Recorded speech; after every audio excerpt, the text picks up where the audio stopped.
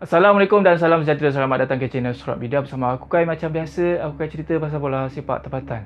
Drama FIFA menghukum FAM diteruskan lagi. Kalau ikutkan statement awal, FIFA bagi FAM masa 10 hari untuk buat rayuan atas kesalahan pemalsuan dokumen. Hari demi hari kita menunggu-nunggu bila FAM nak buat rayuan rasmi. FAM inform proses rayuan tak akan dibuat selagi FIFA tak keluarkan full report pasal hukuman ni. Tunggu punya tunggu, hari ke-10 malam Isnin barulah FIFA keluarkan full statement. 19 muka surat penuh dengan tulisan orang putih. Last minute juga kerja FIFA ni.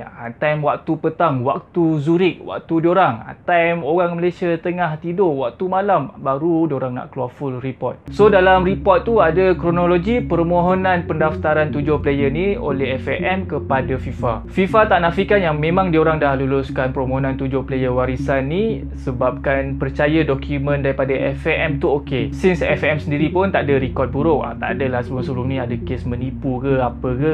Integriti FAM dipercayai oleh FIFA. Tapi lepas Malaysia bantai Vietnam 4-0 pada 10 Jun 2025 dalam match kelayakan Piala Asia, Vietnam tak puas hati, diorang report dekat FIFA. Based on TMJ, komplain ni bukan datang daripada presiden ke, setiausaha ke atau individu dalam Persatuan Bola Sepak Vietnam. Tapi ada individu yang tak dikenali daripada Vietnam yang hantar komplain ni. Tapi nak buat macam mana? FIFA boleh layan pula komplain tu. Sekarang ni pun katanya Nepal pun dah hantar aduan rasmi ke FIFA nak claim kemenangan 3-0 dalam perlawanan kelayakan Piala Asia bertemu dengan Malaysia sebelum ni. Diorang cakap tak logik tempoh masa 7 player warisan ni dapat IC, lepas tu terus dia dapat main dengan skuad Malaysia. So FIFA buat semakan semula dokumen dan buat kesimpulan ini kes pemalsuan dokumen. FIFA reveal terus nama atuk nenek 7 player warisan ni. Kata FIFA diorang berjaya dapatkan surat beranak original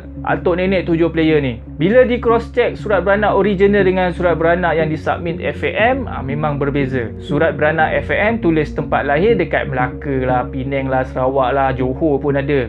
Tapi dalam surat beranak original tulis lahir dekat overseas, Brazil, Spain, Argentina dan juga Belanda. Dalam report ni juga ada mention yang FAM cuba defend juga. Bagi tahu surat beranak yang dihantar ke FIFA dah di-endorse oleh pihak berkuasa dekat Malaysia. FAM cakap diorang dan juga 7 player warisan ni tak bersalah kalau pun dokumen ni dipalsukan. Kalau betul pun ada kesilapan time register 7 player ni, FIFA tak sepatutnya jatuhkan hukuman lagi. Dan diorang akan bagi kerjasama untuk bantu siasatan. FAM juga minta supaya FIFA tutup kes ni dan bagi hukuman ringan, just bagi amaran je. Dan lepas tu bagi player-player ni main bola balik. Tapi FIFA cakap diorang ada kuasa untuk jatuhkan hukuman dan review balik kes ni. Keputusan match Malaysia bertemu dengan Vietnam di bawah bidang kuasa AFC. So FIFA serahkan kepada AFC untuk membuat keputusan. Tapi kalau FAM tak puas hati dengan report ni, FAM nak buat rayuan, FIFA cakap kena bank in dulu mat. So gitulah poin-poin yang ada dalam 19 muka surat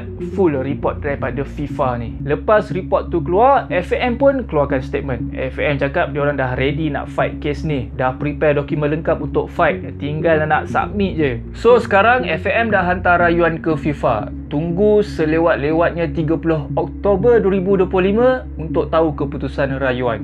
FAM upah peguam sukan terbaik dengan kepakaran undang-undang antarabangsa untuk fight dengan FIFA. FAM cakap juga diorang bukan sengaja tak nak reveal susu galuh player warisan ni, tapi diorang terikat dengan akta kerahsiaan. Sekali lagi FAM tegaskan yang kes ni jadi sebab kerani FAM yang salah submit dokumen daripada ejen dan bukannya dokumen rasmi yang dikeluarkan oleh Jabatan Pendaftaran Negara. Pada hari ke-14 9 hari bulan 10, Menteri Dalam Negeri Datuk Seri Saifuddin explain pasal kes ni dalam Parlimen. Punyalah serius kes ni sampai naik Parlimen. Datuk Seri Saifuddin cakap 7 player ni mematuhi 3 rukun yang ditetapkan dalam perkara 19 Perlembagaan Persekutuan, iaitu tempoh bermastautin, berkelakuan baik dan mempunyai pengetahuan yang mencukupi dalam bahasa Melayu. Datuk Seri juga cakap yang dia menggunakan Seksyen 20/1/E jadual kedua bahagian 3 perlembagaan yang memberi kuasa budi bicara kepada menteri untuk menganggap permohonan memenuhi tempoh bermastautin walaupun baru sehari berada di negara Malaysia. So kerakyatan 7 player disah,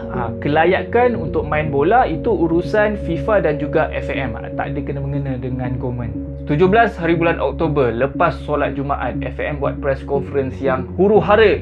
Orang tanya lain, dia belit lain, buat-buat belik file. So basically dalam press conference tu, FAM nak bagi tahulah rayuan penuh dah submit ke FIFA. Setiausaha Agung FAM Datuk Nur Azman Rahman digantung tugas serta-merta, dan sekarang ni FAM tengah form independent committee untuk siasat macam mana kes ni boleh jadi. Lain-lain soalan pasal kes ni FAM tak boleh nak jawab, takut ganggu siasatan kes katanya. Pada 25 hari bulan 10, 5 hari sebelum tarikh keramat 30 Oktober, TMJ dengan gentle buat press conference. Tak payah letak ramai-ramai dekat atas stage, cukup baginda seorang hadap soalan-soalan daripada wartawan. Basically dalam press conference ni, TMJ pun just boleh bagi pendapat je lah pasal kes ni. Pendapat TMJ, FIFA takkan tarik balik kes, mungkin just kurangkan denda je. So FAM kena prepare the worst, kena fight sampai ke mahkamah timbang-tara sukan,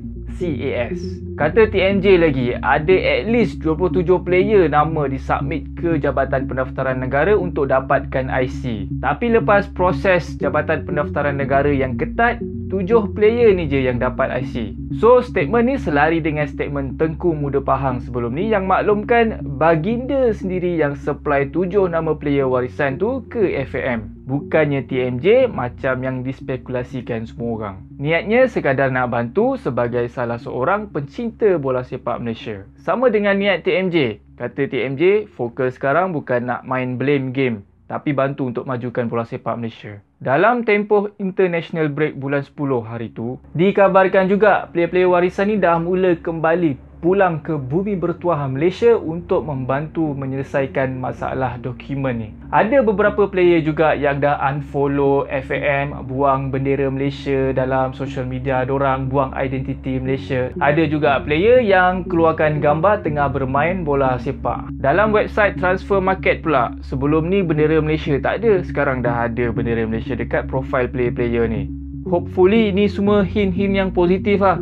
TMJ pun makin kerap share gambar muka senyum. So daripada statement-statement yang kita ada ni, aku boleh buat kesimpulan macam ni lah 7 player ni tak ada langsung keturunan yang lahir atau berasal daripada Malaysia. Diorang dapat IC dengan kuasa menteri, fast track. Senang cerita, player ni bukan kategori player warisan, tapi kategori player naturalisasi macam Sumareh, Suhaimidi Paula, Liridon, Jordan Minta, Paulo Josue, Romel Morales. So kerakyatan Malaysia sah, tapi tak memenuhi kelayakan untuk bermain bola sepak mewakili Malaysia oleh FIFA. Kalau ikutkan syarat FIFA, player naturalisasi kena berada di negara tu 5 tahun baru boleh mewakili negara tu. Tapi ini baru kesimpulan tak rasmi daripada pendapat akulah. Kalau korang ada pendapat lain, korang komen dekat bawah. Basically, proses lepas dapat full report ni macam ni. FAM kena hantar dokumen rayuan penuh kepada FIFA dalam tempoh 5 hari. FIFA akan review balik kes dan boleh kekalkan, kurangkan atau batalkan hukuman.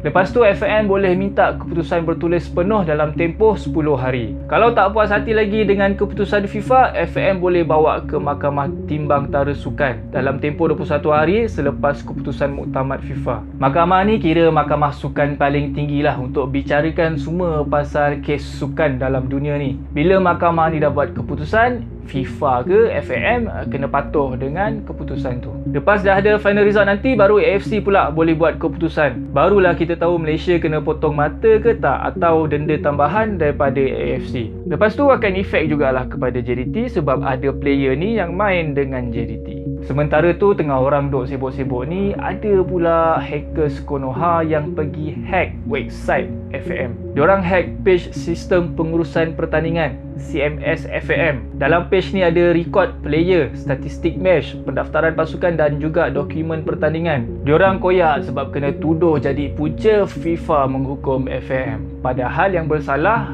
yang pergi buat report adalah Vietnam. So hackers ni tuntut $7,000 atau lebih kurang RM29,500 kepada FAM untuk kembalikan balik page tu. Okey, itu je sikit update lah pasal kes FIFA hukum FAM disebabkan pemalsuan dokumen 7 player warisan ni. Hopefully senanglah korang nak pakai point ni sembang-sembang dengan member dekat kedai mamak nanti. Kita jumpa lagi on the next video. Assalamualaikum warahmatullahi wabarakatuh. Bye bye.